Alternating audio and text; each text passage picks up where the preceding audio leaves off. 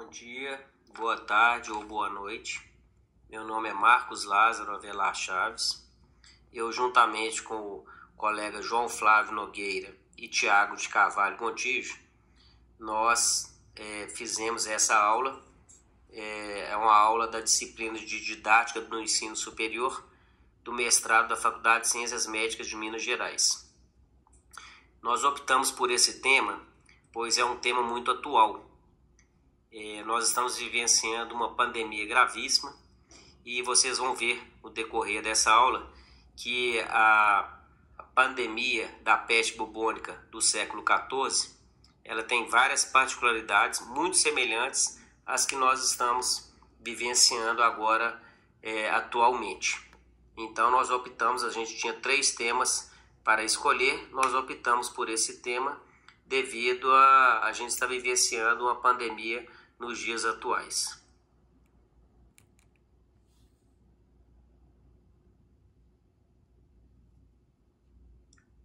A peste negra, também conhecida como peste bubônica, grande peste, peste ou praga, foi uma das mais devastadoras pandemias da história já registrada, com o número de mortes chegando de 75 a 200 milhões de pessoas na Eurásia, atingindo o pico na Europa entre os anos de 1347 e 1353.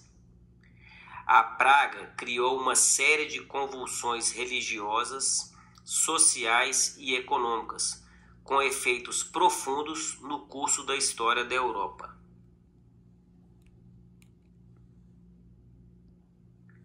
A peste negra, provavelmente, ela teve a sua origem na Ásia Central ou na Ásia Oriental, de onde viajou ao longo da Rota da Seda, atingindo a Crimeia em 1343.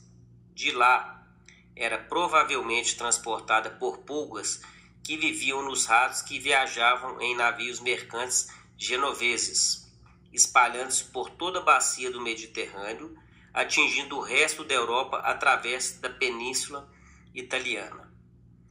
Estima-se que a peste negra tenha matado 1/3 da população da Europa naquela época. E a praga retornou várias vezes como surtos até o início do século XX.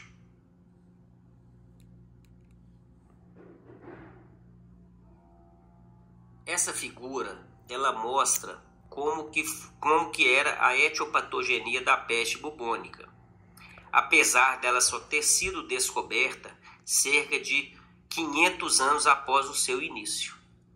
Então, nós podemos ver que a peste bubônica, ela era uma doença infecto-contagiosa transmitida por uma bactéria conhecida como Yersinia pestis, e essa bactéria ela vivia nas pulgas que ficavam alojadas no pelo dos ratos, né? Os sintomas iniciais dessa peste, eles apareciam em torno de 7 a 10 dias após a infecção inicial, tá? Nós vamos ver, ela tinha 3 manifestações. Ela era uma doença contagiosa que ela podia atingir as glândulas linfáticas, então causando a doença bubônica. Nós vamos ver que os bubões eram justamente a linfadenomegalia, que elas eram mais comuns na região cervical, então do pescoço, na região axilar ou na região das virilhas, nas regiões inguinais. Então a gente tem a manifestação bubônica, que é justamente a manifestação dos gânglios linfáticos, por isso esse nome peste bubônica. Nós temos também a manifestação pneumogênica, então quando a bactéria atingiu os pulmões, via hematogênica, e aí o paciente começava a desenvolver uma infecção pulmonar e começava a transmitir então essa infecção de um paciente para outro, através das vias aéreas, tá? E essa infecção também poderia atingir a via sistêmica e atingir a via, a paciente ter a forma septicêmica, que era a forma mais grave, tá? Então a gente tinha a forma bubônica, a forma pneumônica e a forma septicêmica, né? Nesta época eles ainda não sabiam da etiologia, que a etiologia era uma etiologia bacteriana, por isso a mortalidade altíssima.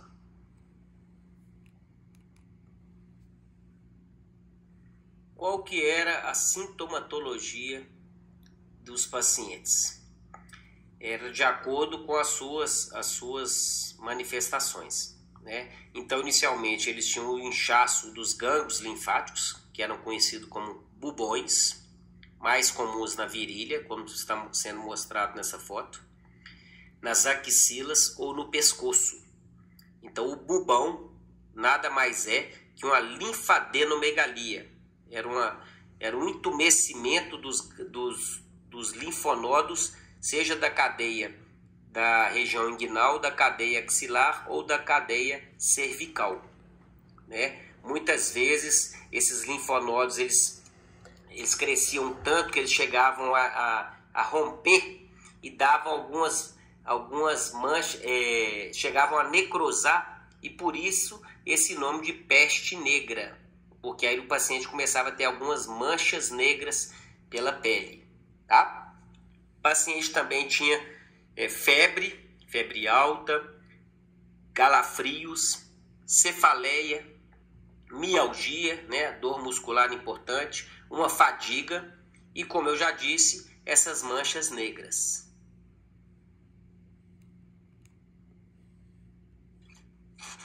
O conhecimento médico havia estagnado durante a Idade Média.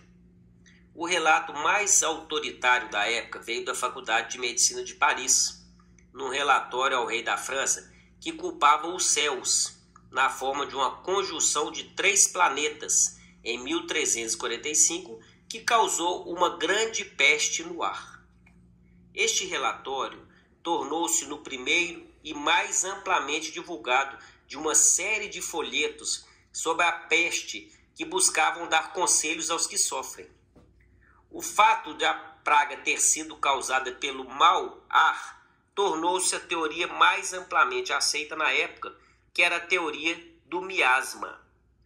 Segundo essa teoria, as doenças teriam origem nos miasmas. O que eram os miasmas? Era um conjunto de odores fétidos provenientes de matéria orgânica em putrefação e de água contaminada.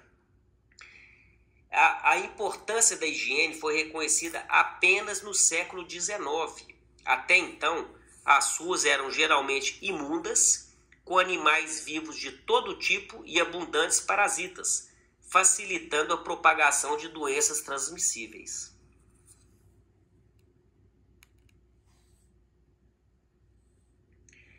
Essa imagem se tornou emblemática e até hoje é associada à peste.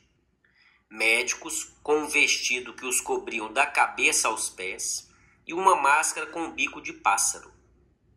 A razão por trás dos trajes esquisitos e levemente assustadores é o desconhecimento científico acerca das causas da doença.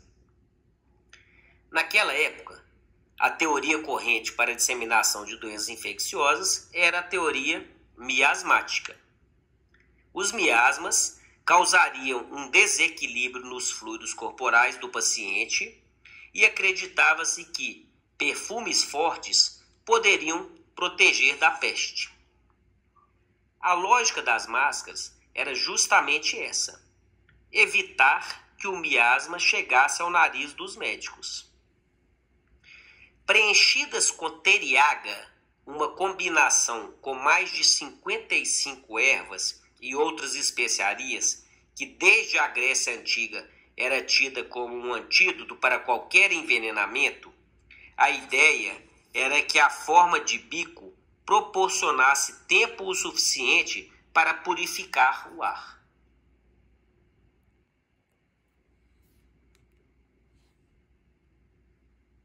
Bom, qual que era o tratamento, então, utilizado na época?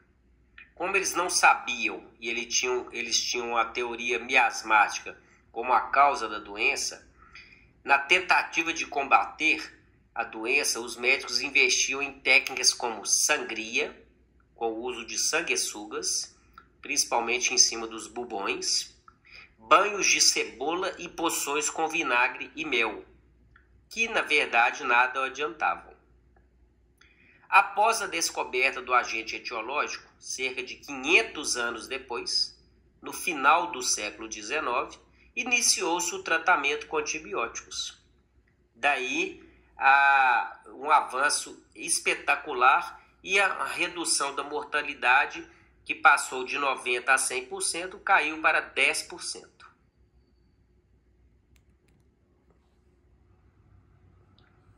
Qual era a mortalidade da doença?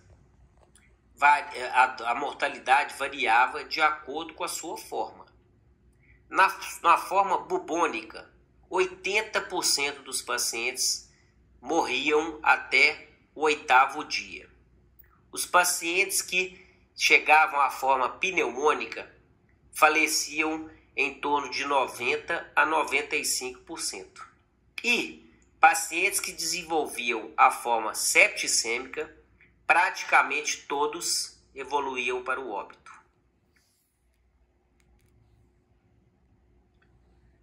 Essa foto, ela nos mostra que devido à grande quantidade de mortos, os enterros eles eram feitos em valas comuns, valas comunitárias. E para evitar o contato de padres com corpos infectados, no auge da epidemia, a igreja suspendeu temporariamente o sacramento da extrema-unção aos mortos.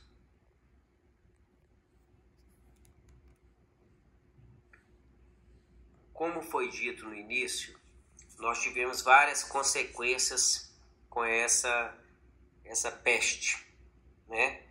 Com o renovado fervor religioso e o fanatismo, eles floresceram com o despoletar da peste negra.